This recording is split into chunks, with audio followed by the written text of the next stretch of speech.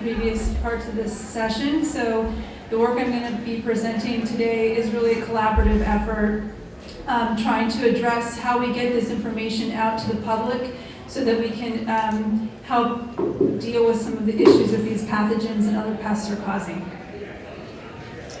So trying to set the framework of what I'm going to talk about, there's really a couple of different things that we have going on. We're trying to engage both the professionals, many of you here, as well as the general public in taking an interest in why they should care about these invasive pathogens and insects and other things that are affecting our forests. This is constantly a challenge to get their attention. And there's a couple of different examples I'm going to go through. Specific pests like sudden oak death and the gold-spotted oak borer, another project dealing with firewood, and then I'm going to end with a little philosophical discussion of how might we capture some of the successes we have and move towards the future. So quickly, this is some examples from our sudden oak death and gold-spotted oak borer outreach projects. So suddenOakDeath.org is our website, and we have been having pretty decent success with these more traditional kinds of getting the word out to people through online methods, handouts and brochures, having in-field workshops, science symposia. A lot of this work is supported by the Forest Service and has been going on for more than, I've been working on it for more than 12 years, and the task force that supports it's been in existence since 2000. So we have a pretty robust, and this particular part of the outreach is a pretty traditional kind of getting the word out to people. We are trying to branch out into new technologies, so that both the gold-spotted oak borer and the sudden oak death teams have put mobile apps together, which are kind of a citizen science type project. So this is the GSOB and this is Sod Map. And the Sod Map one I'll talk more about because it's based on the Sod Blitz program, which the Native Plant Society has been a great partner with. Matteo Garbalato's lab runs this effort of citizen science, getting people to actually learn about symptoms, collect symptomatic tissue, and then have it analyzed by the lab so that we can both educate the public as well as inform the database on where the pathogen is. The Garbalato Labs also implemented a new website which has an updated FAQ, which they call Thanksorg, which stands for Tree Health Answers and Questions. And what's interesting about that is that, and again, a way to be more engaging, there's a way that people can submit questions here. So we're trying to move beyond just if you know what you're looking for, or you know about this issue, you can come to a website. It's more, give us more input. And obviously the next step in that frontier is pure social media. I know there's a social media talk happening right now, and if I wasn't giving this, I'd go listen to that. Because I'm very curious in how you can engage the public better with these, not so new now, but Facebook and Twitter are things that we are trying to make better use of in getting more of a dialogue with the public on these different issues. One other way that we're trying to engage the public, and this is again something where people might not be coming at it because they already know there's a problem with a particular disease or an insect. Maybe they're just interested in oak trees. So the Art of Saving Oaks exhibit was put together at the beginning of the sudden oak death epidemic, and there were 3 physical exhibits that were held in the early days, and we reinstituted it last year as an online exhibit, trying to get people to engage with the issue instead of from a place of fear, of, oh my God, trees are dying, and bombarding them with images of dead forest, instead saying, you love these landscapes, we love these landscapes, let's appreciate them and do what we can to save them by not allowing these pests to come in. This has been reasonably successful. We've had several hundred people come visit the online art show. It's actually ending next month, so if you haven't checked it out, I encourage you to find it. Okay, so that was kind of the species by species, traditional kind of thing, some innovation, but now I'm going to talk more about this pathway issue, which has come up a couple of times during the day. And California started to look more at the pathway of firewood as introducing many different types of pests rather than just looking at each pest individually. And this is something that's been happening nationwide as well. We got into it because of a pest. The gold-spotted oak borer really was the impetus, but we really are trying to embrace a more holistic view of a pathway rather than looking at individual species. So in late 2010, this firewood task force was formed, and it's a large group that encompasses many different agencies. You can see we've got a lot of logos going on down here. And it was also much broader in its mandate than a lot of these other specific pests because firewood is all over the state. We were trying to get it out to as many different people as possible. So it's much more of a public information campaign than a lot of the other outreach we had been doing. We wanted to get going really quickly, so we borrowed wholesale this exact logo and graphics from a successful campaign from the Pacific Northwest. And we rolled it out in a pilot project in the summer of 2011 to campgrounds in San Diego County and Yosemite and Sequoia Kings Canyon National Parks. Since then, we have expanded that campground campaign to pretty much every federal, state, public park that has a campground in the state, as well as many private campgrounds.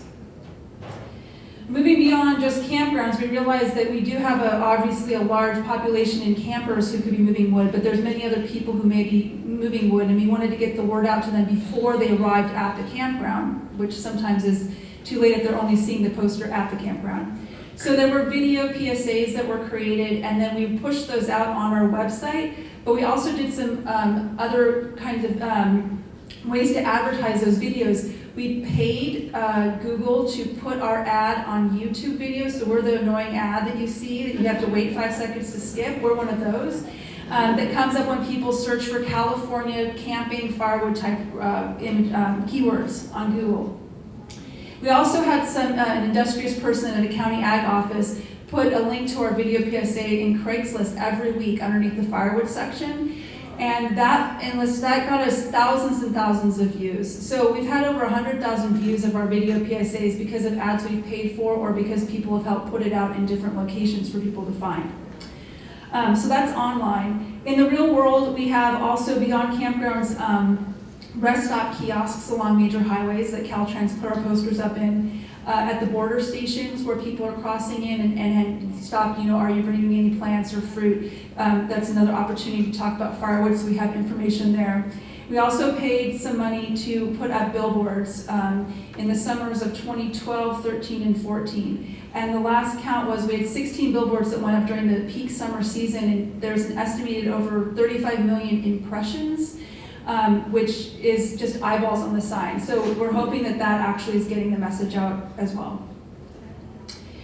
Well, we have this money to do these things, and it's great, and we can buy products and pay for billboards, but we really wanted to make sure they were targeted to the right people, so we had to really think, who are the people who are most likely going to be acquiring firewood and moving it, and we need to go to where they are. So we went to the campgrounds, we went to Sportsman's Expo just happened last weekend in Sacramento, and there are some 1,500 people that we interacted with at that over the course of the weekend.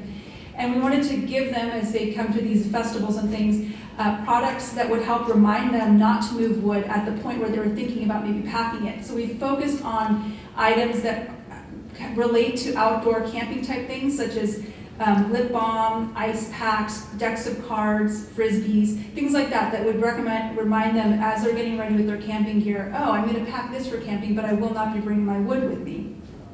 We've also had great support from the national crew, who really use a lot of humor in their things. So that's what Tree said is one of my favorite parts of what their camping is. They've got people who dress up as Asian longhorn beetle and get arrested, things like that. So it's really going to people where they're going to be, giving them products that they're going to like and use, and then giving it to them in a way that's fun rather than making them feel scared about it.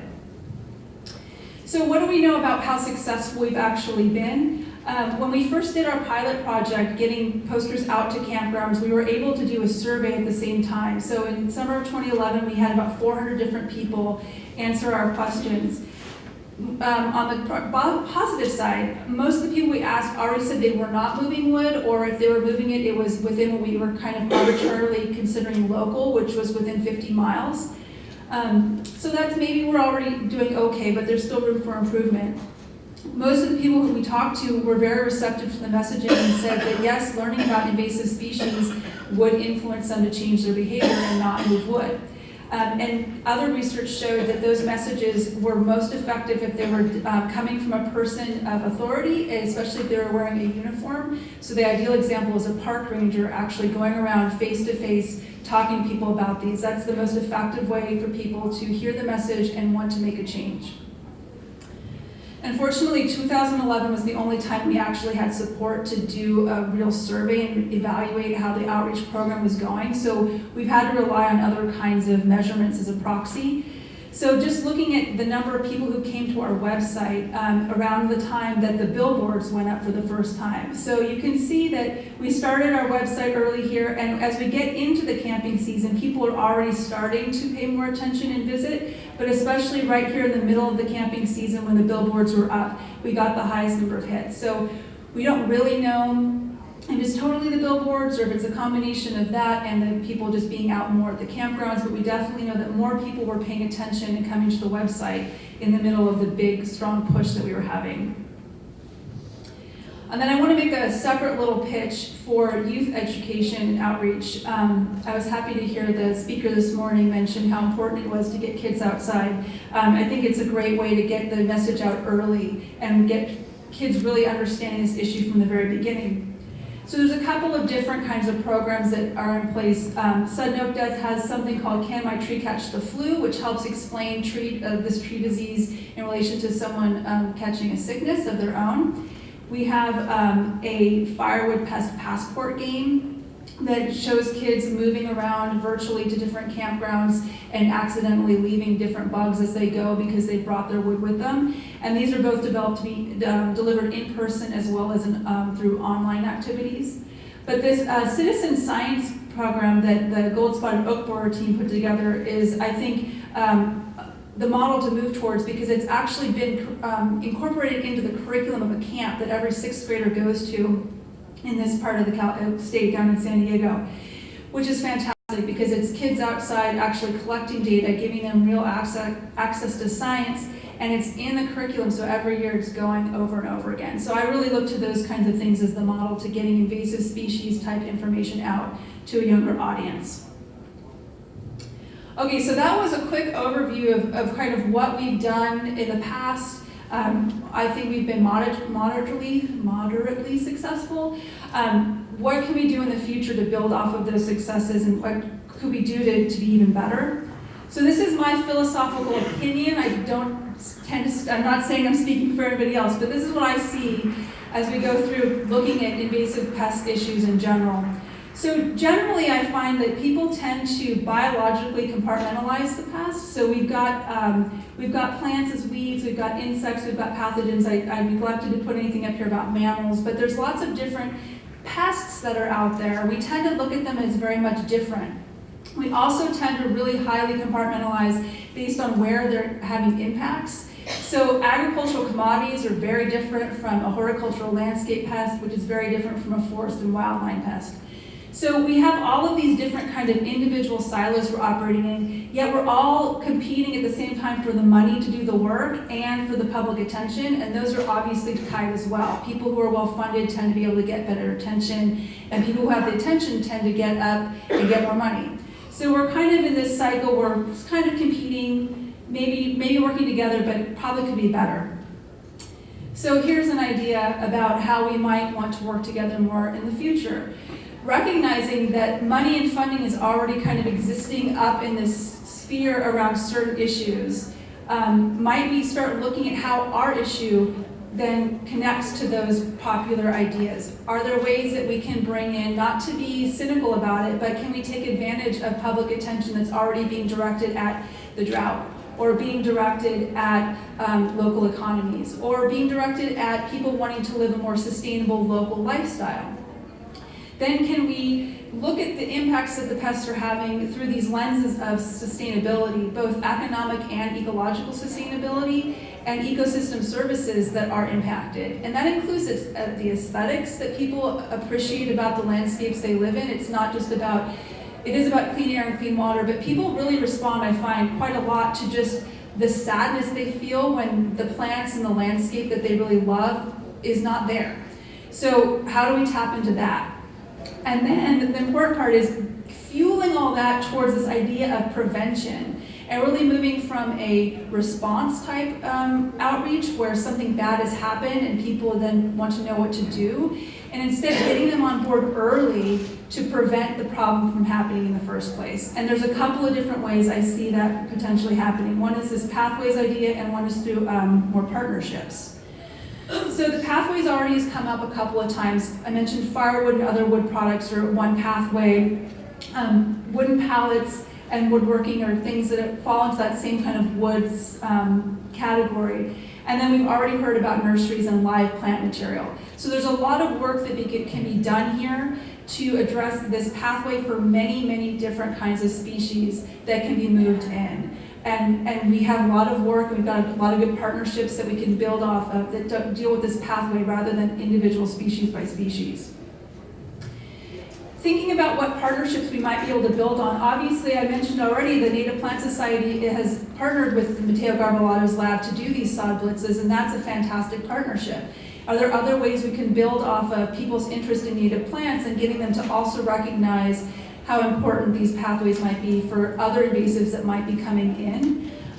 The Cal-IPSI group I talked to many years ago, we recognized this common thread we have of working again with nurseries, the Plant Smart campaign. Can you get nurseries to recognize not just weeds, but these other issues? Then thinking a little bit broader than that even, can we get something like the Sustainable Forestry Seal of Approval at places like Home Depot and Lowe's that look at how the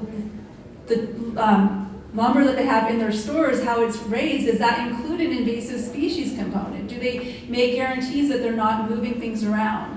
And can we take advantage of people who are really interested in this local, hyper-local economy for their food, we have things like fiber sheds. I remember in Marin County, we've got lots of local things out there. Can we make people aware of everything being local as well in their forests and their landscape in terms of keeping the native plants native and not allowing these other introductions of damaging pests to come in?